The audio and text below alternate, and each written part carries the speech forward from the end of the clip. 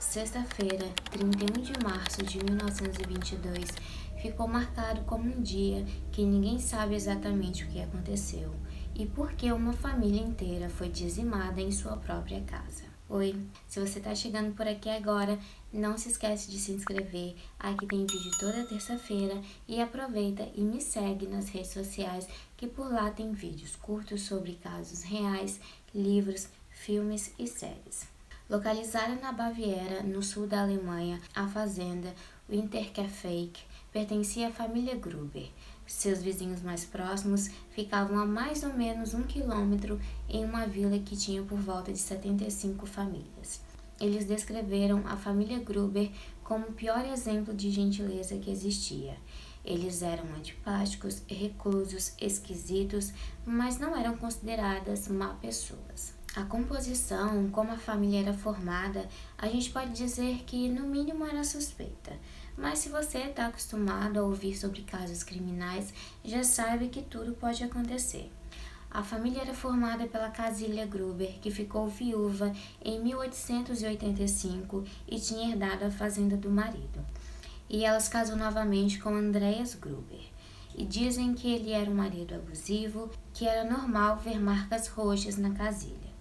Eles tiveram 2 filhas, a Sofia, que faleceu aos 2 anos de idade, e a Vitória. Em 1914, a Vitória se casou com Karl Gabriel, que morreu no mesmo ano servindo a Alemanha durante a Primeira Guerra Mundial e deixou Vitória grávida de uma menina que foi chamada de Casilha Júnior. Mas aí, em 1915, a Vitória ficou grávida de seu segundo filho, o Joseph. Mas acontece que a Vitória não se casou novamente e surgiram boatos que a criança, na verdade, era fruto de um relacionamento com seu pai Andreas. Inclusive, ela teria sido sentenciada a 1 mês de prisão por causa dessa relação. Mas a verdade é que ninguém se sentia bem na fazenda. Os funcionários diziam que o lugar tinha um clima pesado e muitos acreditavam que o lugar era assombrado. Uma professora de Casilha Júnior relatou que a menina sempre reclamava que estava com sono, isso porque ela e a mãe eram atormentadas por passos vindos do sótão. E elas não eram as únicas incomodadas. O Andreas também ouvia os passos e fazia questão de falar na vila que não tinha medo e que possuía um rifle.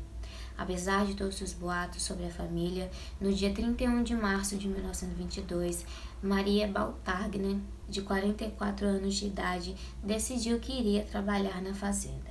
Aquele seria o seu primeiro e último dia de trabalho. As pessoas começaram a perceber a falta dos Gruber na vila. A Vitória não tinha ido à igreja como de costume e a sua filha Casilha também não tinha ido à escola. Lorenz, um fazendeiro que trabalhou com Andreas, percebeu que ele também não tinha sido visto no bar que costumava frequentar. Mais cedo, ele havia passado na fazenda e não viu a fumaça escapando da chaminé da casa. Depois que passaram mais de 5 dias sem notícias da família e nenhuma movimentação aparente na fazenda, Lorenz e alguns vizinhos foram ao local. No instante em que entraram no celeiro, a primeira coisa que eles viram foi um pé saindo da pilha de feno. Era o corpo de Andreas. Ele tinha sido atingido diversas vezes na cabeça, pelo que se identificou depois ser uma picareta. Vitória e sua mãe Casilha, ambas vestidas, embora descalças, foram encontradas empilhadas com uma grande quantidade de feno jogada nelas, numa clara tentativa de ocultar os corpos. A Casilha Júnior também estava morta. O desespero da menina foi tão grande que antes de ser morta, ela arrancou o próprio cabelo. Assim como Andreas, elas haviam sofrido múltiplas e graves lesões faciais. O pequeno Joseph foi encontrado no berço. E por último, no quarto, os homens encontraram o corpo da empregada Maria, caída ao lado da mochila que tinha levado para o primeiro dia de trabalho. No dia 5 de abril de 1922, o investigador George Gruber chegou à fazenda e reuniu uma equipe de 50 policiais, que colheram depoimentos de mais de 100 pessoas.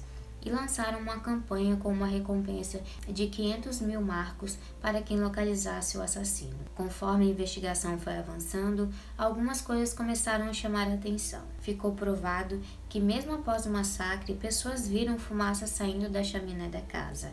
Além disso, embora o cachorro não tivesse sido alimentado por dias, o gado recebeu comida. Então acredita-se que o criminoso ou os criminosos haviam ficado na casa após o crime. No entanto, a hipótese de latrocínio, o roubo seguido de morte, foi descartada após uma grande quantidade de dinheiro ser encontrada dentro da casa. Sem um aparente motivo para as mortes tão violentas, alguns suspeitos foram apontados. Um deles era um fugitivo de um hospital psiquiátrico e o então falecido Carl Gabriel, o ex-marido de Victoria, que supostamente teria morrido na guerra, porque acreditava-se que o Andreas havia inventado a história para poder manter um relacionamento com a filha, já que o corpo de Carl nunca foi encontrado. E quando ele retornou da guerra e descobriu o que estava acontecendo, quis se vingar. O Lorenz, que também ajudou a achar os corpos, foi apontado como suspeito. Depois de encontrar Andreas, a esposa, a filha e a neta dentro do celeiro, o Lorenz teria corrido para casa e destrancado a porta com a chave. Ao ser questionado por que havia entrado sozinho na residência, mesmo sem saber o que estava acontecendo ali, ele respondeu que foi procurar o filho Joseph. Mas nada contra os suspeitos foi provado. Um ano depois da investigação, a fazenda foi demolida e no local foi construído um memorial. E mesmo com todo o empenho da polícia, nenhum assassino foi identificado e o caso foi arquivado em 1955. Ainda assim, alguns interrogatórios continuaram acontecendo até o ano de 1986. O que aconteceu naquele dia e quais os motivos que levaram a um crime tão brutal continuam sendo um mistério. Esse foi o vídeo de hoje e eu vou deixar aqui em volta mais alguns vídeos para você continuar assistindo e a gente se vê na próxima semana.